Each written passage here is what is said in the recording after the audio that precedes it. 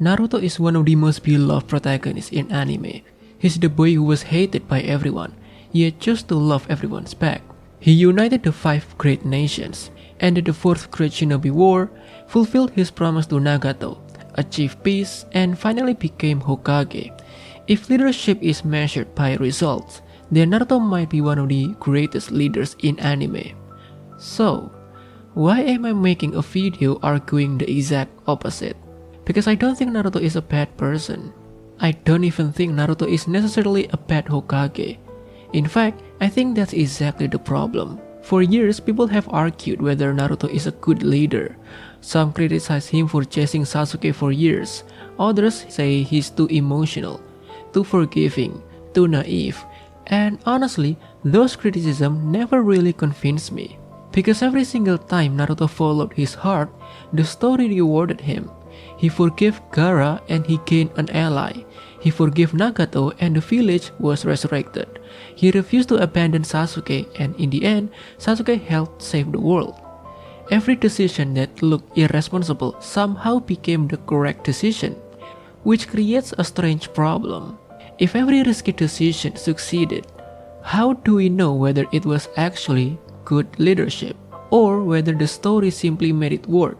This is something political philosophers have debated for centuries. Should we judge a leader by their intentions, by their principles, or only by the consequences they produce? If peace is achieved, does that automatically make a great leader? At first glance, Naruto passes every test. His ideals never collapse, his optimism never fails, his compassion changes the world. But the more I thought about it, the more I realized I was asking the wrong question. The question isn't whether Naruto succeeded. He obviously did. The real question is much more uncomfortable. Did Naruto ever have to become a leader at all? Because when I look back at Shippuden, I noticed something I had never noticed before. Naruto spends hundreds of episodes learning how to become stronger. He learns Sage Mode, he masters Kurama, he earns the respect of every village. He becomes quite literally the strongest shinobi alive. But strangely, I can't remember the story ever teaching Naruto how to lead.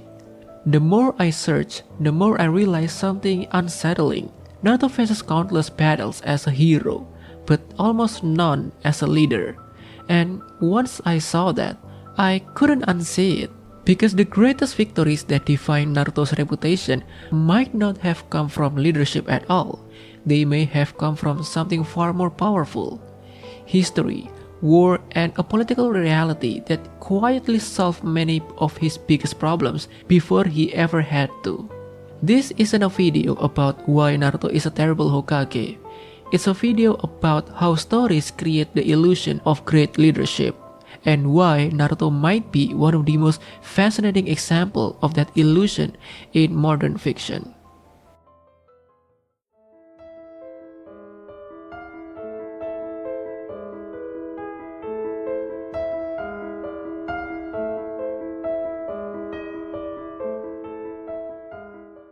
Before we put Naruto on trial, we first need to answer a much bigger question. What actually makes someone a great leader? Because this sounds like an easy question until you realize that politics, philosophy, and history have been arguing about it for thousands of years. Imagine 2 kings.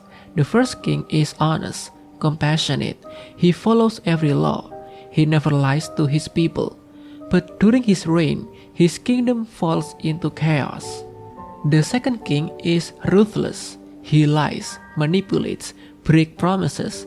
But under his rule, the kingdom becomes peaceful, prosperous, and safe.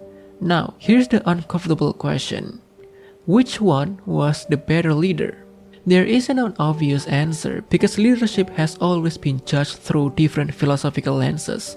The first is called virtue ethics, a tradition dating back to Aristotle.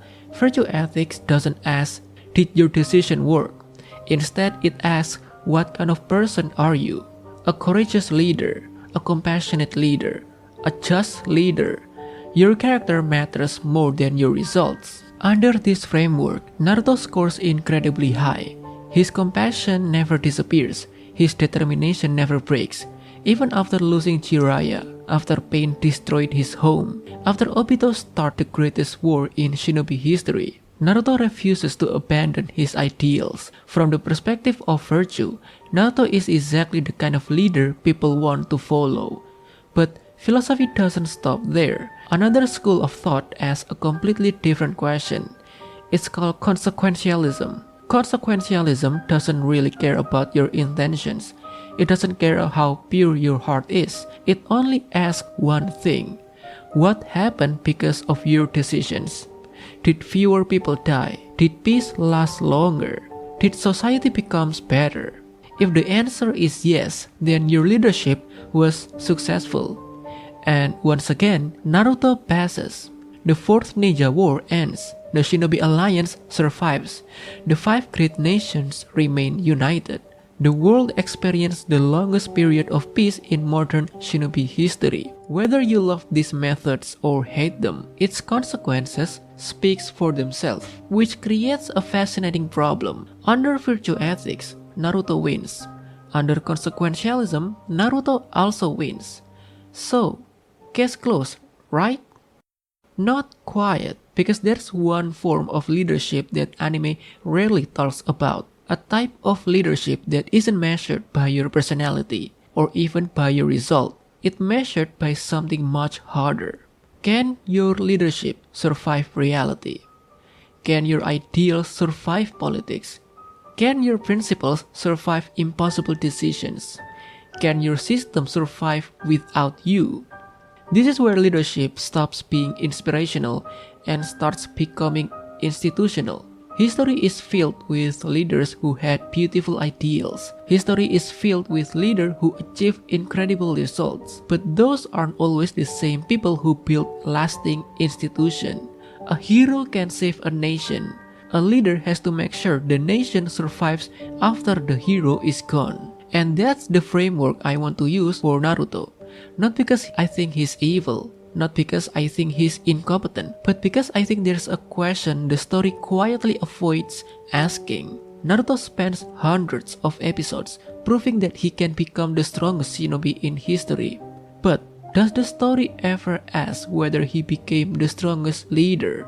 Because those are not the same thing.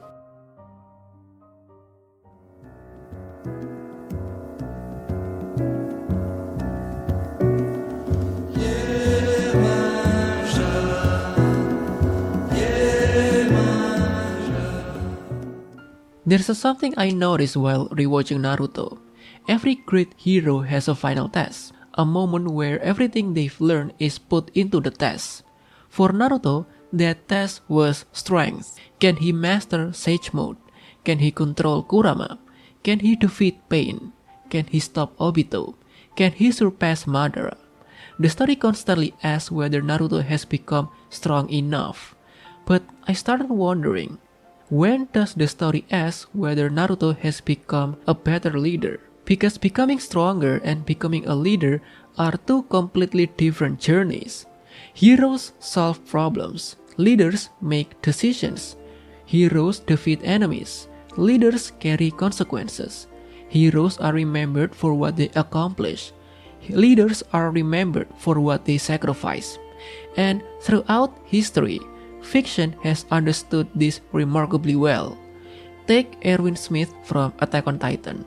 Nobody remembers Erwin because he was the strongest soldier.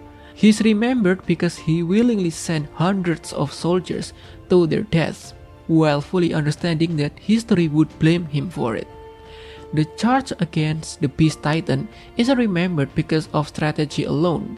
It's remembered because Erwin accepted a burden that nobody else wanted. A burden that haunted him until his final breath. Or take Jon Snow. When Janos Slynt refused a direct order, Jon executed him. Not because he hated him, but because a leader who refused to enforce his own authority eventually loses it. Later, he executed Ollie, a child, someone younger than Bran, and years later, Jon still carries that decision. I'm tired of fighting. It's all I've done since I left home. I've killed brothers of the Night's Watch. I've killed wildlings. I've killed men that I admire. I hanged a boy, younger than Bran. He doesn't celebrate it. He doesn't justify it. He lives with it. That's leadership. Sometimes leadership isn't choosing between good and evil. Sometimes it's choosing which part of yourself you are willing to lose. Even Luffy, a character often celebrated for his freedom, understand this. During Water 7, Usopp challenged Luffy to a duel.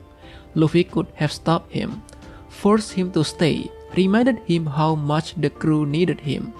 Instead, he accepts Usopp's decision. Because respecting someone's agency is also part of being a captain.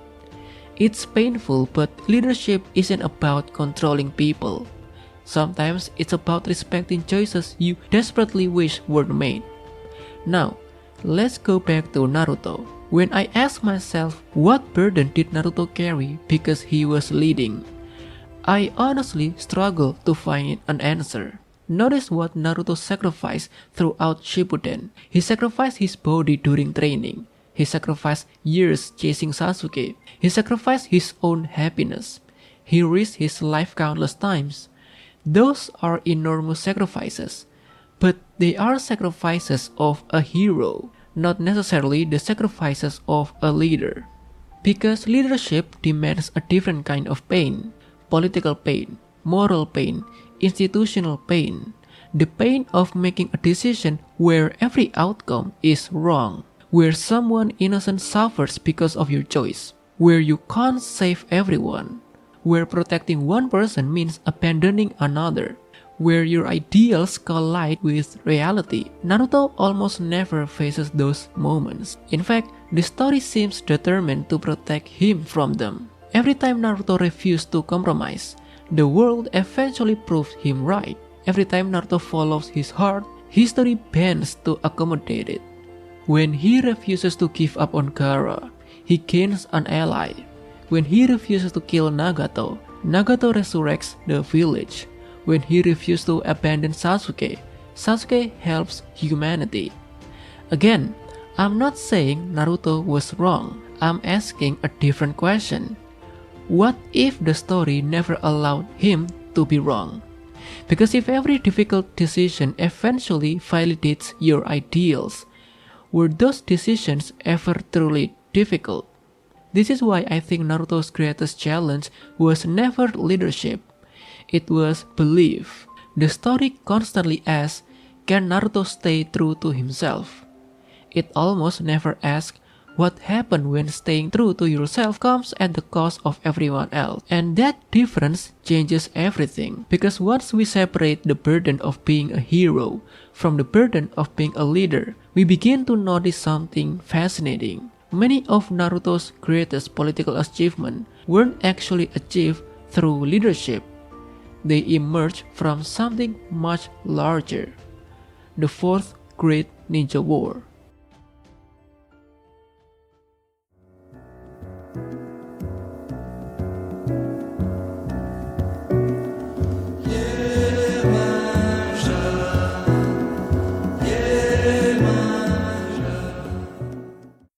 History has a strange habit.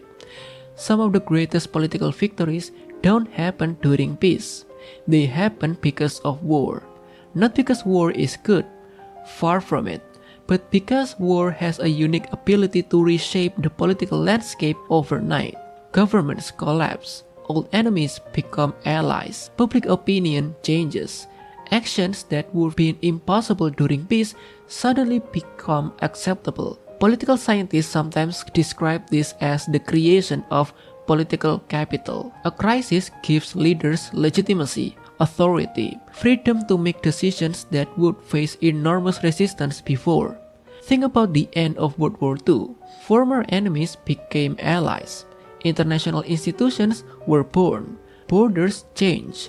Entire governments disappeared. The world that existed before the war no longer existed afterward. War didn't just destroy the old order, it created a new one. Now, let's go back to Naruto, because I think the Fourth Great Ninja War creates something very similar. Before the war, the 5 great nations barely trusted each other. Every village carried decades of resentment. Every alliance was temporary. Every nation prepared for the next conflict. Then Madara happened. Obito happened. The Ten Tails happened. For the first time in shinobi history, everyone had a common enemy. And something remarkable happened. The Shinobi Alliance was born. Now, it is very tempting to look at Naruto and say, he fulfilled his promise to Nagato. He broke the cycle of hatred. But, did he?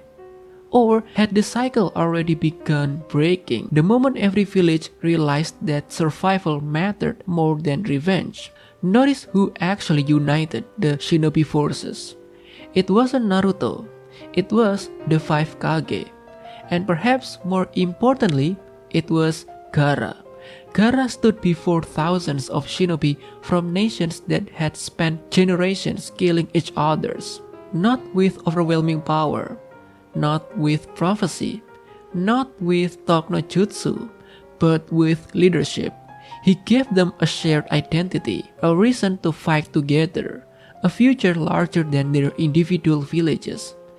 That's one of the greatest leadership speeches in the entire series. And it happened before Naruto ever arrived on the battlefield. This doesn't diminish Naruto's contribution. Naruto absolutely became the symbol of hope during the war. He inspired soldiers, saved countless lives, defeat impossible enemies, but symbols and architects aren't always the same thing. Because once the war ended, Naruto inherited something extraordinary. A world that had already changed. The villages were united, the greatest threats were gone, the survivors shared unimaginable trauma. The political landscape had fundamentally shifted, and that's where my argument began. Not that Naruto created this situation, but that he inherited its benefits. Political scientists sometimes call this a political dividend. You didn't create the conditions, but you inherit the legitimacy they produce. And nowhere is this more obvious than what happened to Sasuke. Let's imagine for a moment that the 4th Great Ninja War never happened. Sasuke would still be an international criminal. He attacks the 5 Kage Summit, joined the Akatsuki, attempted multiple assassinations, declared his intention to overthrow the existing world order. In almost any political system, his punishment would have been unavoidable. But the war changed everything. Suddenly, Sasuke wasn't just a criminal. He was also one of humanity's greatest defenders. His contributions to defeating Madara and Kaguya fundamentally changed how history would judge him. The exact same thing happened with Orochimaru, a man responsible for human experimentation, political assassinations, the destruction of Konoha, thousands of innocent lives. Yet after the war, his contributions became part of the conversation. The political environment had changed. Naruto didn't invent that environment, but he absolutely benefited from it. And this is why I say Naruto's greatest political achievement wasn't creating peace. It was inheriting a world where peace had suddenly become politically possible. That isn't the same thing, and recognizing the difference completely changed how we evaluate his leadership.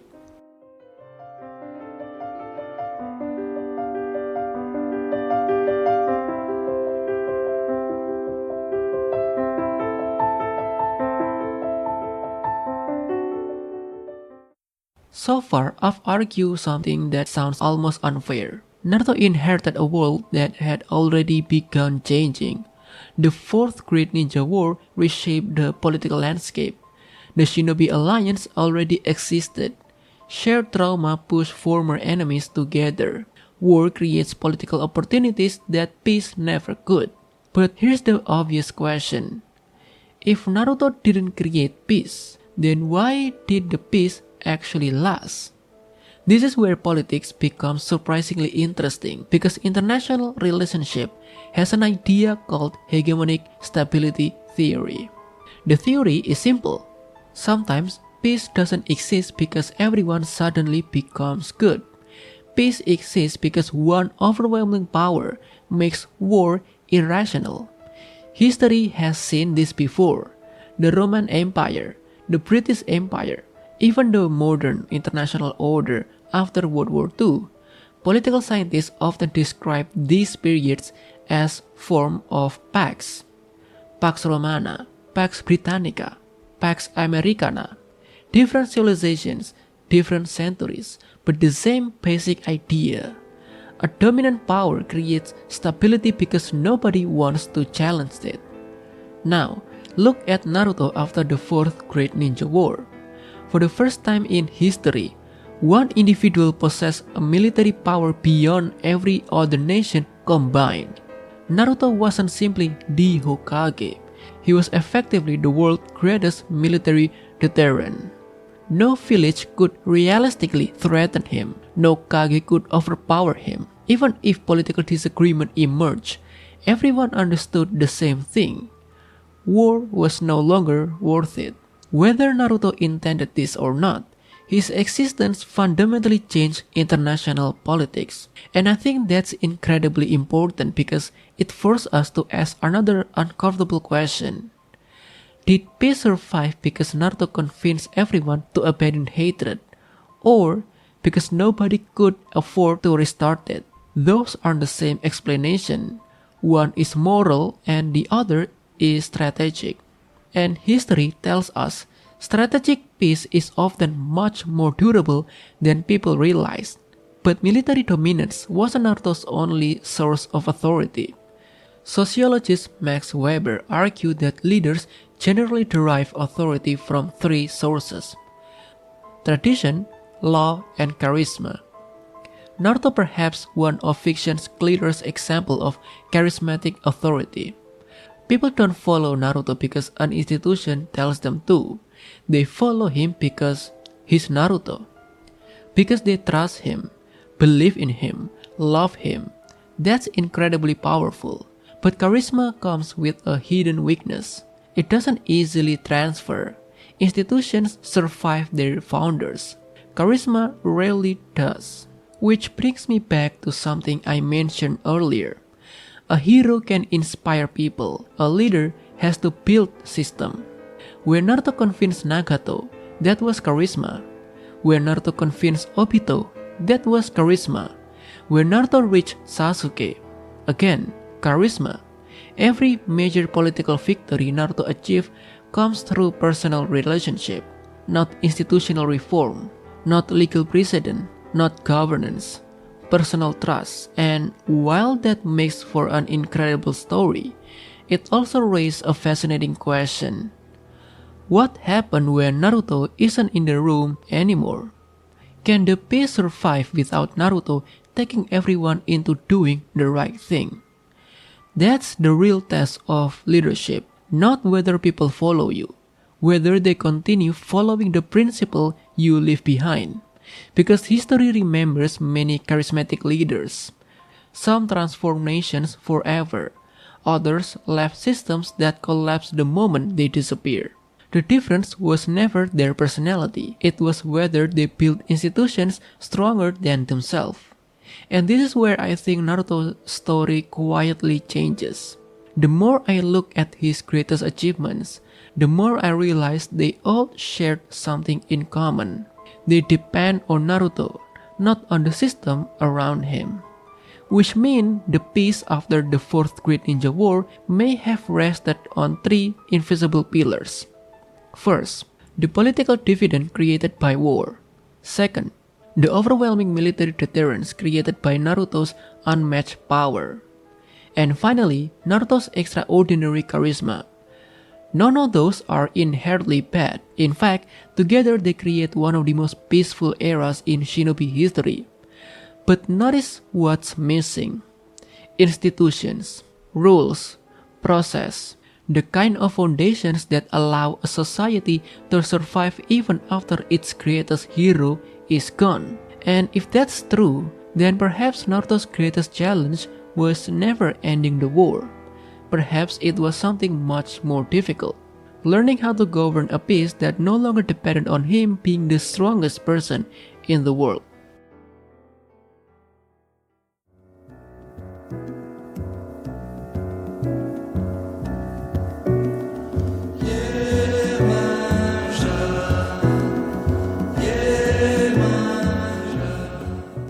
Every leader eventually faced the same question. What happens when the war is over? Because winning a war and governing a peace are completely different skills. History has shown us this again and again. Some leaders are extraordinary during crisis. They inspire, unite, fight, mobilize people towards a common enemy. But once the enemy disappears, everything changes. The challenge is no longer survival. The challenge becomes administrations, institutions, delegation, long-term planning. The skills that make someone a great revolutionary don't automatically make them a great governor. And I think this is exactly where Naruto's story becomes fascinating. For the first time, there's no Madara, no Obito, no Pain, no Akatsuki. There's only peace, which means Naruto can no longer solve problems by becoming stronger. He has to solve them by becoming a leader. And almost immediately, we begin seeing cracks. Not because Naruto stops caring, quite the opposite. He cares too much. One of the defining images of Naruto as Hokage is surprisingly symbolic. Shadow clones, they are everywhere. Meeting citizens, attending ceremonies, handling paperwork, running across the village. It almost presented as a joke. Look how hardworking Naruto is. But when I look at it through the lens of leadership, I saw something completely different. I saw a leader trying to do everyone's job. Good leadership isn't measured by how much work you can personally accomplish.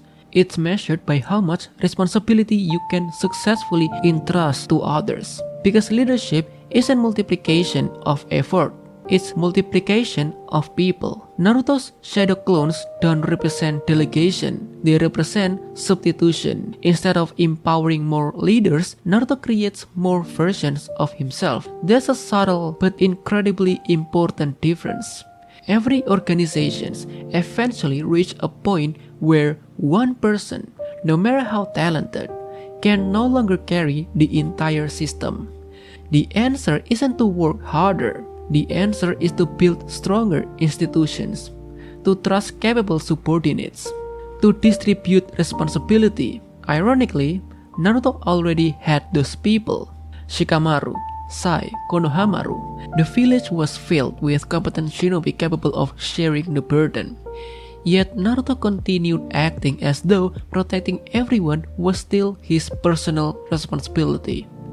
And maybe that's the real consequence of his upbringing. Naruto spent his entire childhood believing if he became strong enough, he could protect everyone.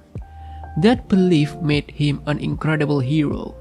But peace demands something different. Peace demands letting go. It demands trusting systems more than yourself. Trusting the others can make decisions without your presence. That's one of the hardest transitions any leader can make. From being indispensable to intentionally making yourself less necessary. Because paradoxically, the greatest leaders build organizations that no longer depend on them. And that's where I think Naruto struggles, not because he lacks compassion, not because he lacks courage, but because the leadership style that saved the world was never designed to govern it. Naruto keeps trying to solve peaceful problems with wartime instinct. Be everywhere, protect everyone, carry every burden yourself. It's admirable, it's selfless, it's also unsustainable. Which brings us back to something we've been building towards since the beginning of this video. Naruto's greatest victories were built on three foundations: the political order created by war, the stability created by overwhelming deterrence, and the extraordinary charisma of one individual. But peace eventually asks a fourth question. Can the system survive without that individual? And I'm not sure the story ever gives us an answer.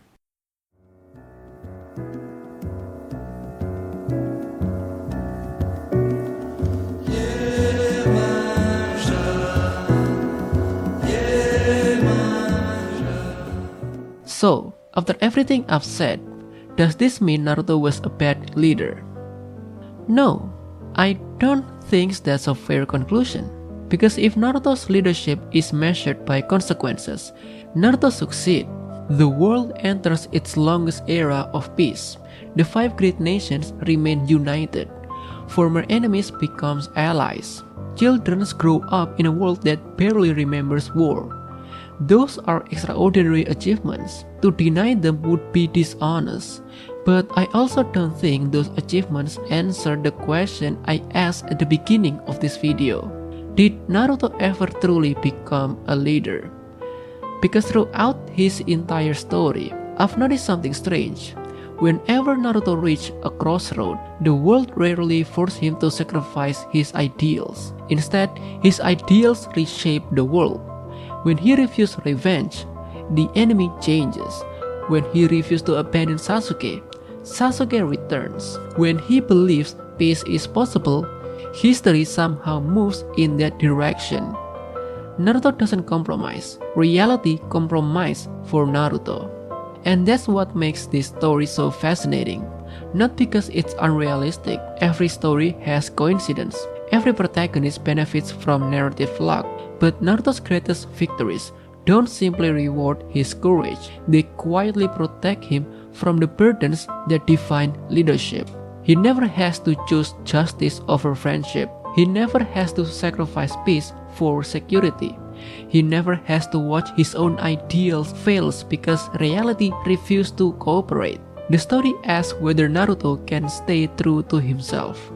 It almost never asks whether the world deserves those ideals, or whether those ideals can survive without Naruto. Because that's the burden of leadership. Not inspiring people, not winning wars, not becoming the strongest person alive.